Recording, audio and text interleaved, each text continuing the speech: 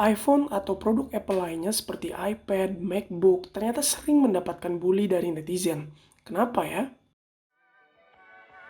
Halo semuanya, bersama Gadgetereh di konten review, let's explain the gadget. So, sebenarnya Apple adalah brand yang tidak perlu dijelaskan lagi ya. Pasti semua sudah tahu.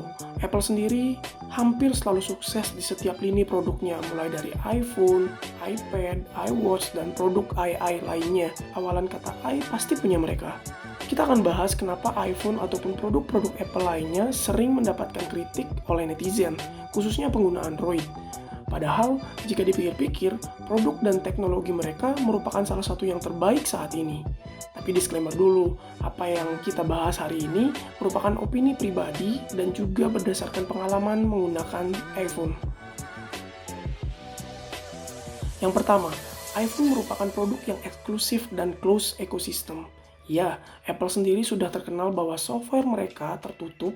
iOS sendiri bukan merupakan sistem operasi yang open source seperti Android ataupun Linux, sehingga mereka hanya akan tersambung atau pas jika ketemu dengan sistem sejenis. Ya, tentunya sistem produk Apple, misalnya kamu mau transfer suatu file, ya akan lebih ringkas, simple, ataupun lebih gampang atau istilahnya seamless jika dengan sesama produk Apple. Atau kalian juga tidak akan bisa install aplikasi sembarangan di produk Apple seperti mendownload aplikasi di internet kecuali kalian lakukan jailbreak atau routing. Kedua, Apple adalah produk yang segmented. Mereka memang punya segmentasi pasar sendiri, jadi belum tentu akan bisa dipakai atau disukai oleh semua orang. Nah, kalau kita misalkan kaitkan dengan kondisi pengguna di Indonesia, iPhone user bisa dikategorikan menjadi 3 segmen sih. Pertama, mereka yang memang sudah dari lama memakai produk-produk Apple, misalnya MacBook, iPad, sehingga ada kebutuhan harus terhubung satu sama lain. Nah, yang kedua, mereka yang ingin menggunakan gadget simple dengan keamanan terjamin dan software dan hardware yang optimal. Apple sendiri sudah terkenal dengan produk mereka yang memiliki optimisasi tinggi. Nah, kalau kalian misalnya penasaran kenapa iPhone optimisasinya bisa tinggi atau gak tahu apa yang dimaksud dengan optimisasi tinggi, bisa komen di bawah dan kita akan bahas di konten selanjutnya. Yang ketiga, mereka yang ngebet ataupun gengsian karena pengen punya produk Apple mungkin, yang katanya bisa meningkatkan kasta sosial. Ini kata netizen sih. Nah, itu 3 kategori ataupun segmentasi end user dari Apple di Indonesia. Selanjutnya, alasan ketiga kenapa iPhone selalu dibully adalah karena harganya yang mahal. Yap, orang-orang mengkritik harga iPhone terlalu tinggi.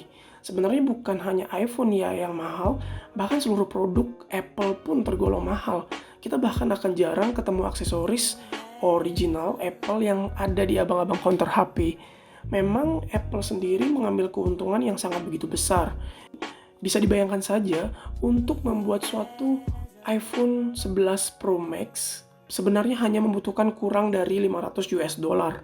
Tetapi mereka melempar harga ke pasar dengan lebih dari 1000 US dollar. Dan bahkan kita tahu kalau masuk ke Indonesia, harganya bisa jadi 1,5 kali lipat lebih mahal. Bisa 20 juta tuh. Ya, semoga ginjal kalian masih aman sih. Yang lebih kontroversial lagi, mereka kemarin menjual roda Mac Pro seharga 700 US dollar. Wah, ini gila sih.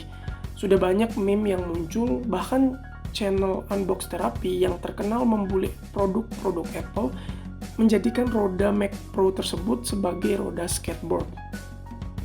Tapi ada alasannya. Apple sudah banyak menghabiskan riset, inovasi, dan fokus terhadap hal yang esensial dan estetis, mulai dari efisiensi, desain, dan produk mereka yang simple.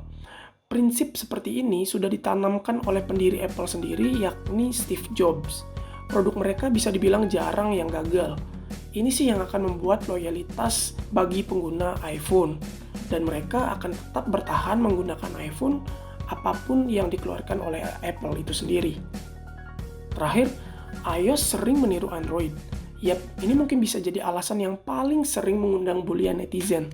Beberapa fitur dari iOS sebenarnya adalah fitur yang kaku, tidak bisa dikustomisasi, tidak seperti Android yang selalu fleksibel. Sebenarnya itu tidak masalah, karena toh masing-masing mempunyai keunggulan-keunggulan tersendiri. Tapi, iOS seringkali meniru atau bahkan ketinggalan inovatif dibandingkan dengan Android. Misalnya, fitur OLED display, water resistant, voice assistant yang sebenarnya sudah lama ada di Android tetapi akhirnya dipakai juga oleh iOS.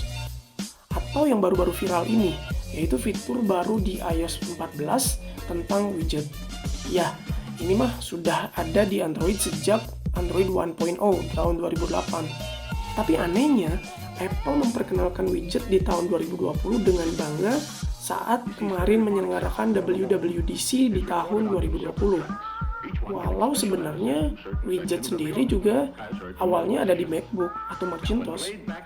Baik iOS dan Android keduanya saling copy paste fitur sih dari dulu, tapi itu sebetulnya baik. Kenapa? Karena inovasi keduanya justru akan digabung. Nanti kita sebagai pengguna akhir atau end user atau buyer akan mendapatkan tingkat kenyamanan yang lebih tinggi tentunya. Oke semuanya, itu beberapa alasan kenapa iPhone selalu dibully. Ya, terlepas dari itu semua, iPhone merupakan produk yang unik dan memang mempunyai keunggulan tersendiri di beberapa lini. Dan tentunya produk mereka yang segmented. Kalau kalian ada pengalaman, saran review, silahkan komen di bawah. Jangan lupa untuk like dan subscribe jika berguna. Dan sampai jumpa di sekitar. Maksudnya, see you around.